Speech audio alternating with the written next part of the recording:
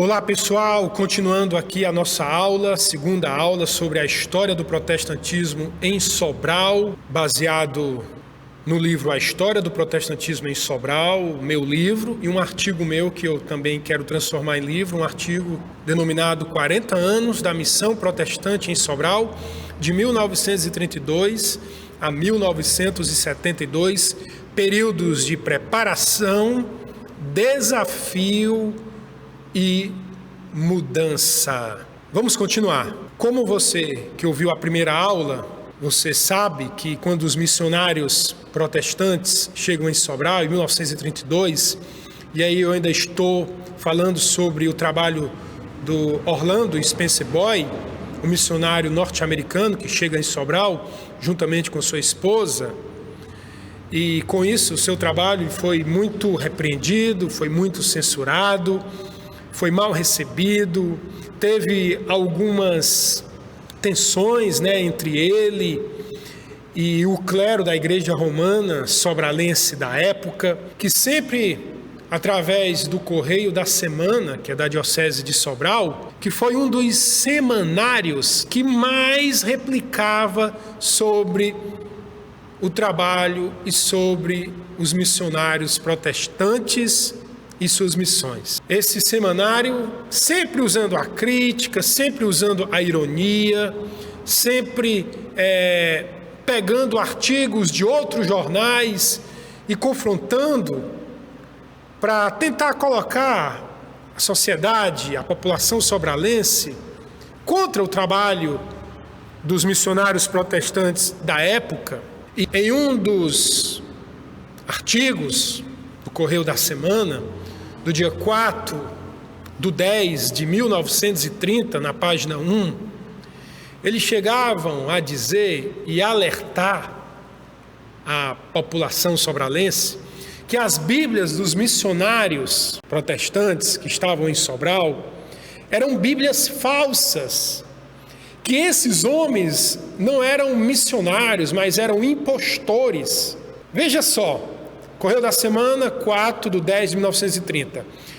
Bíblias falsas de encardenação vistosa por um embusteiro protestante aos católicos.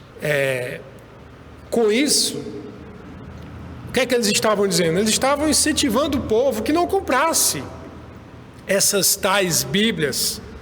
Estava aconselhando a população que a evitasse e até se desfazer se for preciso. Olha o que é que diz o Correio da Semana do dia 4/10 de 1930, na página 1 do trabalho dos missionários protestantes em Sobral. Diz o seguinte: andam sendo distribuídos nesta cidade folhetos e bíblias protestantes, lembrando aos católicos que tais livros não devem ser lidos por pessoa nenhuma. A igreja não proíbe a leitura da Bíblia, antes a recomenda. Contanto que as suas edições, que são as edições das Bíblias protestantes, tenham aprovação eclesiástica, com os textos devidamente interpretados. Essa aprovação eclesiástica, que diz que a igreja dizia para os seus fiéis, se baseava nas deliberações do Concílio de Trento, 1545, 1563, e do Vaticano, 1869, 1870, que dizia que a Bíblia, apesar de ser a palavra de Deus, dizia esse concílio, que a Bíblia ela não pode ser um texto autossuficiente ou autoexplicativo. Portanto, se tornava imprescindível a presença de uma autoridade eclesiástica, que essa autoridade eclesiástica tinha que ser um padre ou um bispo católico. Só ele podia interpretar, só ele podia fazer a correta interpretação, porque ele tinha a tradição, ele tinha a inspiração divina para fazer aquilo. Só ele podia ter uma melhor compreensão. Por isso que eles diziam que a Bíblia protestante era diferente da Bíblia católica. Não, não é. A gente vai para o Novo Testamento, especialmente, que fala, né, do Salvador, de Jesus.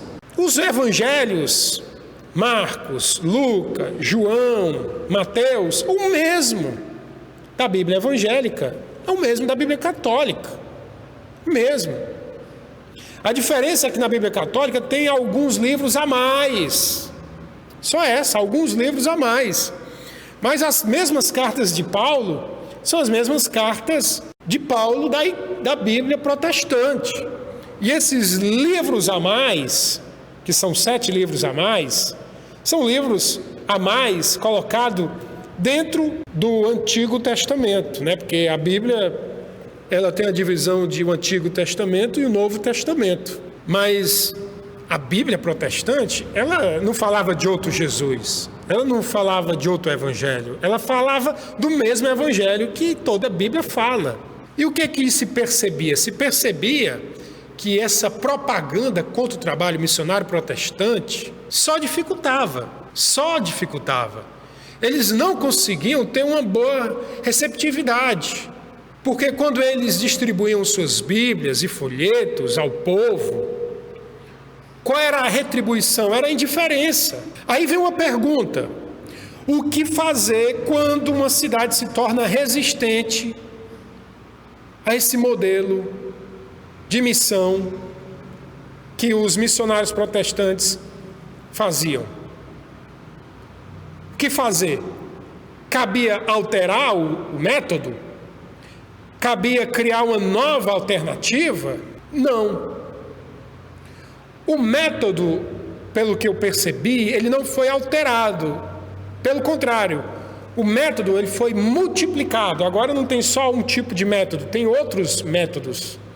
Agora, né, não tinha apenas um jeito. Agora tem vários jeitos que os missionários pegaram para fazer missão.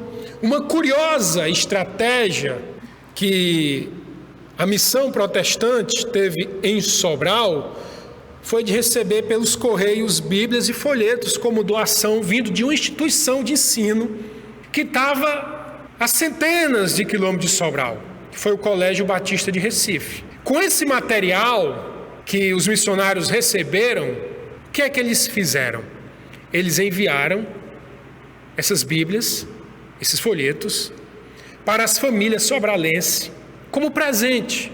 Com isso, a igreja romana da época ficou irritada e começou a chamar os missionários de corvos, desejando para eles o fogo eterno. A gente pode ver no artigo do Correio da Semana, no dia 1º de janeiro de 1925, na página 2, que diz: o que admira é ver como esses sinistros corvos, se referindo aos protestantes, conhecem tão bem os nomes das nossas famílias para lhe armar o laço.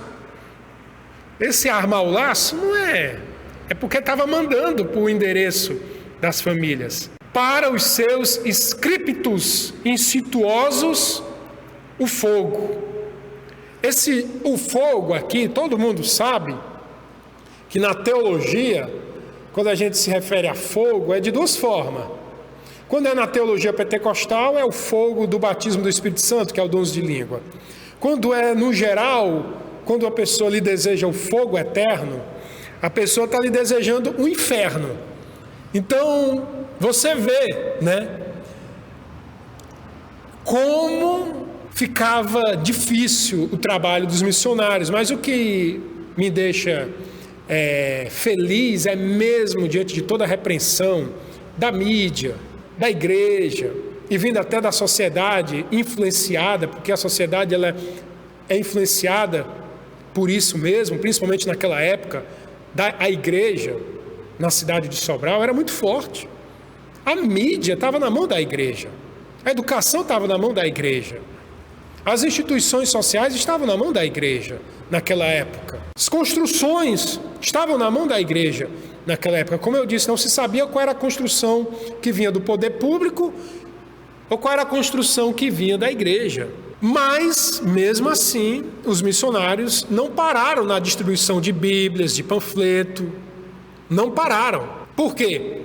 Porque eles encontraram nisso uma forma de alcançar as pessoas ou a vizinhança que não ia para os seus cultos, entregando Bíblia, entregando panfleto de mão em mão, ou mandando para o endereço das casas.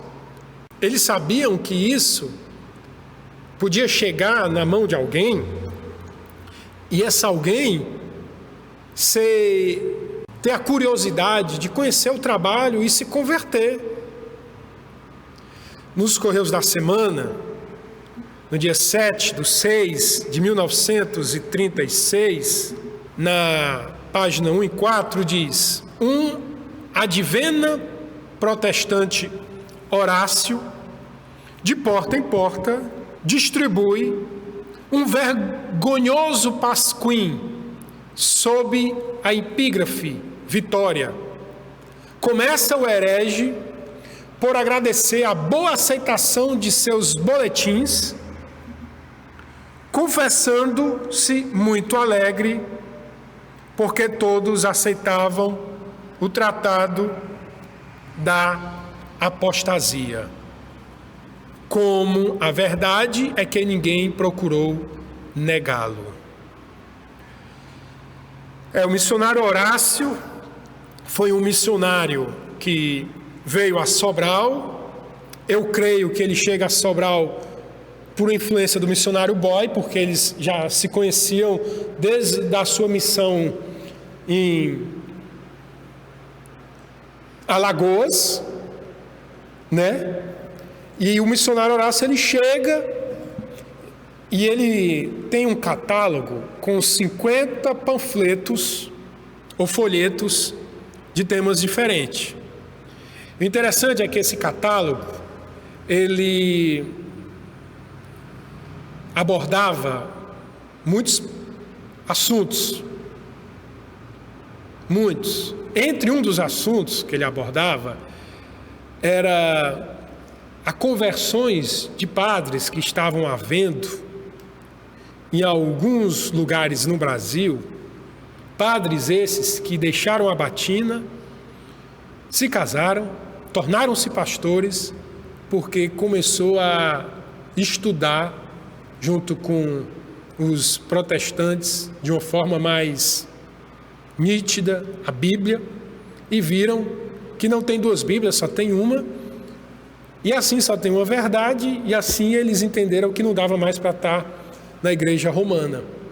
Porque nesses folhetos, o missionário Horácio percebeu que um testemunho de um padre convertido poderia influenciar, e com certeza deve ter influenciado, e deve ter trazido também uma grande irritação para a cúpula do clero sobralense da época. E aqui eu quero abrir um parênteses, eu não estou querendo polemizar, eu não quero trazer uma rixa, nada disso, eu apenas estou contando uma história, e a história tem que ser contada como ela é, apenas isso, tá bom? Estou contando a história do protestantismo em Sobral.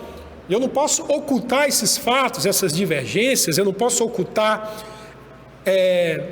esses meios, eu não posso passar por cima desses conflitos que realmente aconteceu. E no Correio da Semana, mais uma vez, eu vou estar sempre dando essa referência, porque é ele que me dá bastante conteúdo para entender como historiador o tempo e como é que é o trabalho. No Correio da Semana, do dia 4/10/1930, na página 1, olha o que é que diz: os livros que chegam pelo correio gratuitamente são deturpados. Esses livros aqui incluem livros mesmo protestantes, de estudo, bíblias, porque tudo que vinha dos missionários protestantes em Sobral era visto pela igreja romana da época como algo herético, blasfemador. E aí dizia: os livros que chegam pelos correios gratuitamente são deturpados. Que eu falei, né, que o missionário Horácio teve essa estratégia de pegar o endereço de família sobralense pelos correios, né, e colocar no endereço dessas tais famílias, chegando lá na porta, enviado pelos correios, livros, bíblias, panfletos, folhetins, estudos, convites.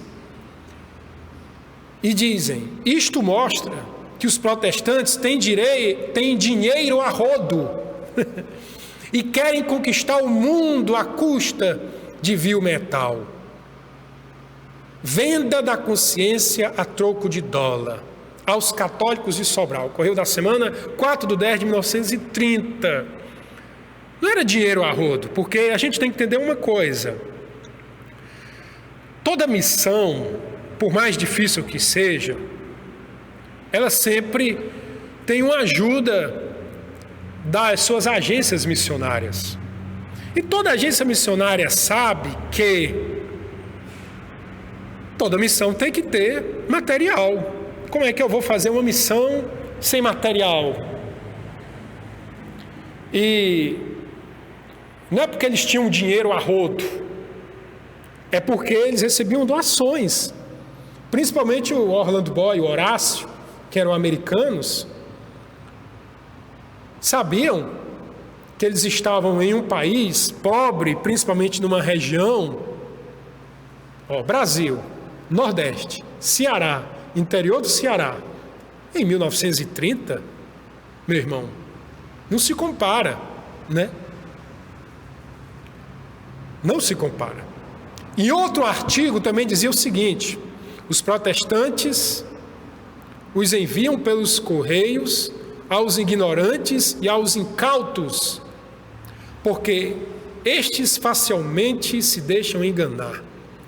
Aos católicos não as podem ler, sobre pena de pecado. Correio da Semana, 27/12/1930, página 1. Também outro artigo. Cristo nunca mandou imprimir Bíblias e colocá-las no correio. Para este modo, propagar a sua doutrina, pelo contrário, ordenou a pregação de viva voz. Correio da Semana, 27/12/1930, página 1. O que a gente percebe aqui? Uma piada, dizendo que Cristo nunca mandou imprimir Bíblias e colocar nos correios. Claro que Cristo nunca fez isso. Naquela época não tinha impressão, naquela época ainda não tinha o livro imprimido, Bíblia, naquela época de Cristo não tinha os correios. A gente tem que entender que a mensagem missionária, ela não muda, o que muda são os métodos. É mais uma vez a prova da ciumeira, né? De zombar do trabalho, de querer desfazer do trabalho dos missionários protestantes em Sobral, que existiam naquela época. E realmente ficava difícil. Por quê?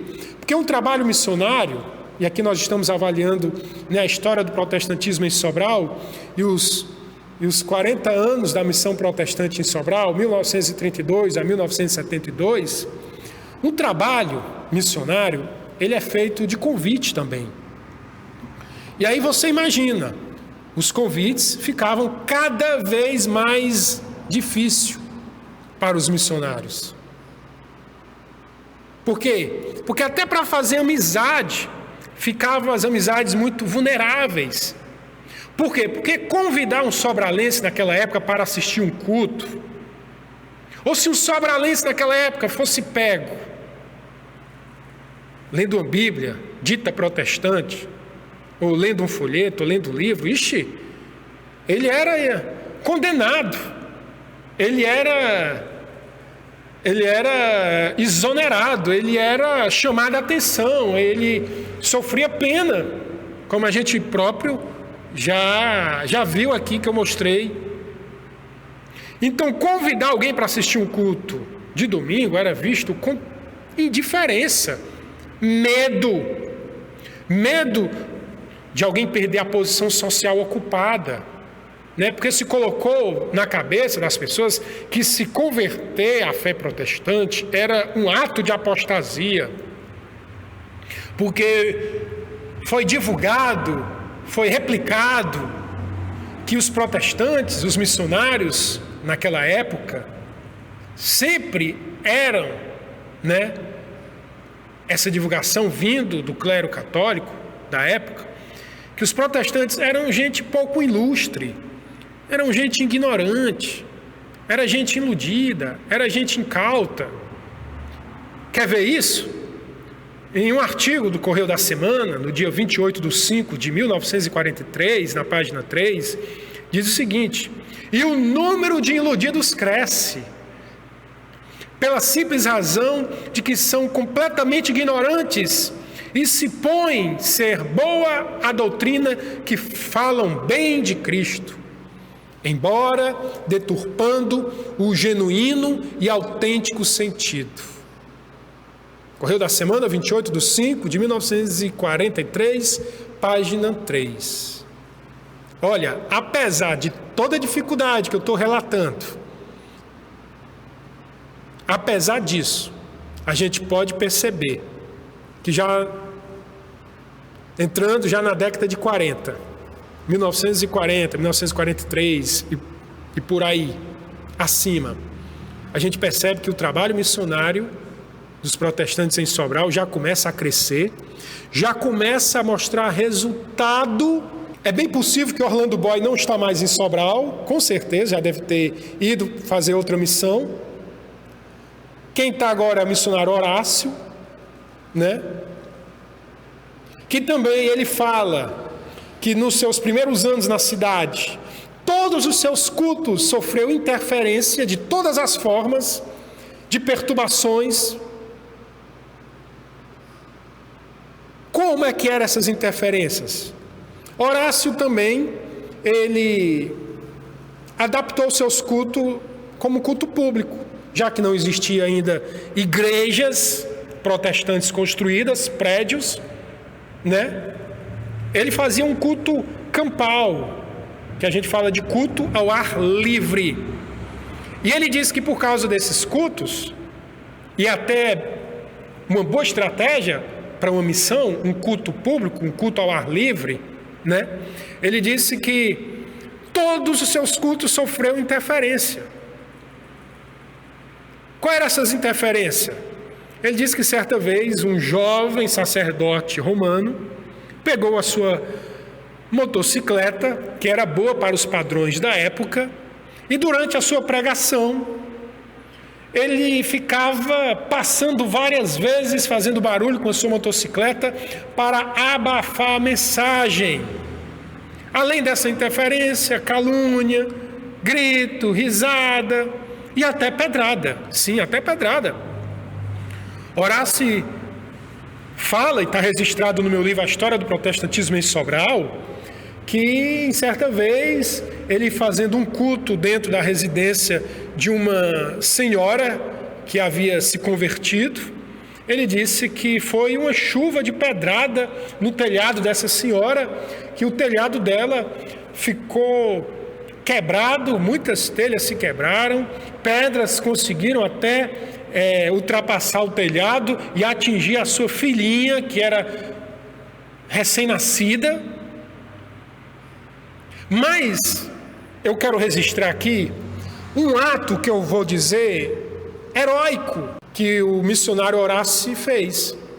Porque quando a gente fala isso tudo, a gente vê que está tudo muito difícil para a missão protestante em Sobral, e de fato está. Mas mesmo com toda essa dificuldade, por incrível que pareça, pessoas estavam se convertendo. Pessoas estavam deixando a igreja romana, estavam indo para os trabalhos desses homens.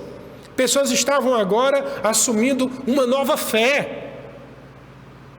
Mas o missionário Horácio, que chega em Sobral juntamente com a sua esposa, a missionária Caroline, 1936, ele chega em Sobral e ele faz um ato assim de coragem.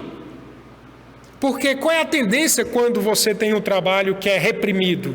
É você tentar fazer esse trabalho nas escondidas, nas sombras, para ser menos reprimido. Mas não, missionário Horácio, ele funda uma escola, sim. Claro que não é aquela escola que tinha na época em Sobral, né? Fundada pelo bispo Dom José de Pinambá da Frota, com prédios, com toda aquela, né, exuberância. Escola simples, como na simplicidade começou o trabalho missionário protestante em Sobral. Na simplicidade. O trabalho missionário protestante em Sobral começou pé no chão, começou no gogó, começou indo em casa, começou distribuindo panfleto, começou com 1, começou com 2, depois foi 3, começou sendo reprimido, começou sendo criticado, começou sendo ameaçado, até de missionários, se continuassem, seriam expulsos da cidade. Missionário Boy, no início, sofreu essa ameaça. Ele registra, né, que a multidão enfurecida diziam: saia daqui, vocês não são bem-vindos. Missionário Horácio também fala, seus cultos sofreram interferências, né? Mas mesmo assim eu via que esses homens tinham uma fé, tinham uma garra, tinham uma determinação. Porque quem eram esses homens na cidade de Sobral? Quem eram esses homens para bater de frente com todo o poderio religioso que detinha da sua economia, que detinha da sua mídia, que detinha da cidade toda ao seu favor? Esses homens aqui são verdadeiros heróis da fé, da história do protestantismo em Sobral. Aí vai missionário Horácio para querer se expor mais ainda. Isso é que é coragem, né? Isso é que é ter fé. Por isso que quem tem fé não tem medo. Vai e funda uma escola simples, uma escola de uma salinha, de 2 salinhas, na sua casa, né? E olha qual é o forte dessa escola. Horácio também é um missionário norte-americano. Ele vai ensinar inglês. A escola, ele vai ensinar inglês. Por quê? Porque o missionário Horácio, ele olha para a escola como uma forma encontrada que, junto com a sua evangelização, dava para ele penetrar, expandir, consolidar um projeto missionário na cidade. O início dos protestantes, né, na forma geral, sempre tinha isso, as escolas e igrejas, né, que foi uma estratégia que os protestantes tiveram, e também Horácio, vindo desse contexto, teve na cidade de Sobral. Por quê? Porque através da escola ele podia divulgar o seu pensamento, a sua missão. Ele também podia imprimir uma metodologia baseada nos hábitos, nas condutas sociais e valores. Ele podia gerar temas na perspectiva religiosa da fé protestante. Só que, você acha que aquela escola, por mais simples, por mais insignificante, digamos, comparando com os projetos sociais e religiosos da época, você acha que aquela escolinha ia incomodar? Alguém podia dizer, não, uma escolinha de fundo de quintal. Alguém podia dizer, uma escolinha, né, do Paraguai. Pelo contrário, a escola, ela começou a ser vista diante do clero da época, que começou a recriminar. E como toda ação, toda prática, toda metodologia das missões protestantes em Sobral, todas elas eram recriminadas pela igreja, pela mídia e as pessoas também, a escola não seria diferente. Só para você ter uma ideia, no Correio da Semana, no dia 24 de 1 de 1936, na página 4, diz: nenhum católico digno deste nome poderia confiar aos seus filhos a mestres protestantes, sob pena de excomungão, de acordo com o Cânon 2319, aviso aos católicos. Mas com tudo isso, né, claro que muita gente viu esse aviso como uma ordem, com medo de ser excomungado. Claro que muita gente não levou seus filhos para a escola de Horácio. mas a maioria dos alunos da escola de Horácio e da sua esposa Caroline foram crianças de pais que frequentavam as reuniões ou os cultos de Horácio. Tempo depois, olha o que é que o bispo de Sobral escreveu. Ele escreveu do missionário Horácio.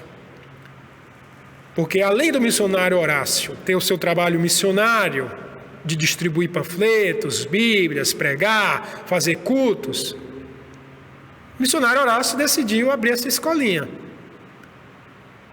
para dar aula de inglês. E olha o que ele escreveu para as famílias católicas sobralense, Correio da Semana, dia 30/7 de 1943, página 1. Um excelente método de penetração no seio das famílias sobralenses. Até agora, graças a Deus, imunes daquele vírus e fiéis aos ensinamentos da única e verdadeira Igreja de Cristo, que é a católica apostólica romana. Olha o que ele diz. Ele diz que essa metodologia de Horácio foi uma metodologia muito sagaz de querer penetrar o seu ensino no seio da família sobralense. Só que o bispo aqui, ele tem uma autoconfiança que ele diz, mas graças a Deus, o seio da família sobralense está imune daquele vírus. Está imune. Está todo mundo vacinado com o ensino da Igreja Romana. Bem, poderia ter alguns, mas outros não. E o bispo, também Dom José, ele ainda acrescentou dizendo o seguinte: se você é católico e vive na cidade de Sobral, eu aviso aos católicos, que está no Correio da Semana, 30/7 de 1943, página 1. O que ele está querendo dizer com isso? Ele avisa que, se você quer aprender inglês, só procure um outro professor, né? Procure um outro professor, já que Horácio era um dos professores na época. Na verdade, gente, qualquer conteúdo de missionários protestantes em Sobral era repugnado naquela época. Podia ser Bíblia, folheto, livro, revista, escola. Mesmo que essas revistas falassem de outros assuntos, sobre saúde, sobre vida, eram proibidos. Olha o que é que diz o Correio da Semana, dia 30 de janeiro de 1942. Cuidado com a revista Vida e Saúde. Prossegue. Diversos rapazes e moças, agentes protestantes, andam pelo sertão na propaganda da revista Vida e Saúde. Esta revista é protestante e não deve ser comprada, nem lida e nem assinada aos católicos. Tipo, a revista Vida e Saúde é uma revista que ela é mais o foco sobre vida e saúde, mas só pelo simples fato de estar sendo distribuído por missionários protestantes, cuidado, não receba. Ela não deve ser comprada, ela não deve ser lida, ela não deve ser assinada pelos católicos. Outra estratégia missionária que Horácio teve foi de adequar um transporte de boi dado pelo povo para levar os irmãos para os trabalhos evangélicos. Ele reunia um bom número de pessoas que iam cantando, alegres, com uma boa expectativa que muitas pessoas iam ouvir o evangelho, iam se converter. E também com esse carro ele fazia os cultos nas praças, usando a carroceria para fazer o púlpito e o altar. Um fato que eu tenho que falar é que até os vagões de trem também foi um espaço que os missionários protestantes em Sobral usaram para evangelizar. Sim, até os vagões de trem. Para você ver que os missionários eles estão em todo canto em Sobral. Como assim os vagões de trem? Eles iam, falavam a sua mensagem, por causa disso recebiam denúncia de pessoas que não aceitavam. Só para você ter uma ideia, no ano de 1932, em Sobral, o Correio da Semana censurou o diretor da via férrea, porque ele permitiu o livre curso da propaganda protestante nos vagões de trem da rede de viação cearense. E em tom de ameaça, ele publicou, Correio da Semana, 5/3/1932, página 4. Parece que há tanto o que fazer na nossa estrada de ferro, os trens andam tão atrasados e o comércio tão prejudicado, com a deficiência sempre crescente do material rodante, já terá havido uma recomendação ao senhor ministro da aviação nesse sentido? Por várias vezes, irmãos, os missionários solicitaram para a redação do Correio da Semana um direito de refutação, mas nada de resposta. As reações eram as mesmas: desprezo da missão dos protestantes na cidade de Sobral. Isso, mais uma vez, a gente começa a perceber que aquela passagem de Êxodo no capítulo 20, que diz: amarás o teu próximo como a ti mesmo, estava bastante longe de se cumprir. O que era colocado no imaginário do povo contra a missão dos protestantes em Sobral era muita crença, muita fábula a respeito do trabalho das missões. Tipo, se você se tornasse protestante em Sobral, você virava bode. Que isso não se tornou apenas uma exclusividade, né? Chamar um protestante de bode em Sobral, mas virou uma febre por onde tinha trabalho protestante. Você virava bode. Como assim? Por que bode? Por que esse apelido bode? Esse apelido foi uma expressão pejorativa que foi utilizada para classificar os protestantes na época. E os de Sobral também receberam. Qual foi o fundamento, qual foi a versão acerca da origem dessa palavra? Bem, a expressão e a origem dessa palavra tem um livro chamado A Bíblia e o Bisturi, onde na página 51 o reverendo norte-americano Henry J. Macau relata que certa noite ele presenciou uma multidão armada de faca, de pistola, de pau em frente a uma residência gritando: morram os bodes! Aí ele atribuiu que esse apelido bode, que foi ali que pegou, foi por causa do cavanhaque que ele tinha. Mas também tem uma outra explicação por causa dessa origem, os bodes, de chamar os protestantes de bode, se referiam, que tem um texto no Evangelho de Mateus, capítulo 25, versículo 32, na qual afirma que Cristo, diz o texto, ele vai colocar as ovelhas à sua direita e os bodes à esquerda. E aí os católicos seriam as autênticas ovelhas, já os protestantes seriam os meros bodes destinados à condenação.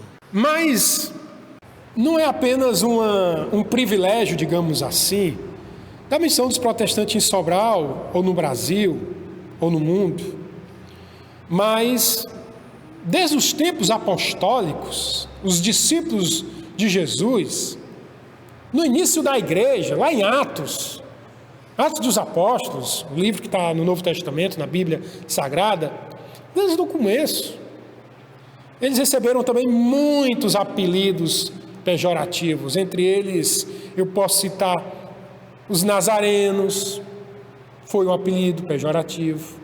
Quem são aqueles? São os nazarenos, porque Jesus era de Nazaré, Os galileus. Quem são aqueles? São os galileus, só que falava de uma forma pejorativa. Chamava também o primeiro movimento da igreja primitiva, de seita. Está lá em Atos capítulo 24, versículo 14. Chamava os do caminho. Os do caminho até que ficou um apelido mais chique. Por quê? Porque chamava aquele movimento de discípulos de Jesus os do caminho. Porque certa vez Jesus disse: eu sou o caminho, a verdade e a vida. E essa expressão ficou bastante popularizada, principalmente na boca e nas missões apostólicas. Aí as pessoas diziam: olha, os do caminho, os do caminho. E chamavam até de cristãos. Você sabia que cristãos foi um apelido pejorativo? Lá em Antioquia, pela primeira vez, aqueles homens, se referindo aos discípulos de Jesus, foram chamados de cristãos. Hoje, cristãos se tornou um elogio se uma pessoa lhe chamar de cristão. Mas cristãos, na época, nossa, era mangação, era pejorativo demais.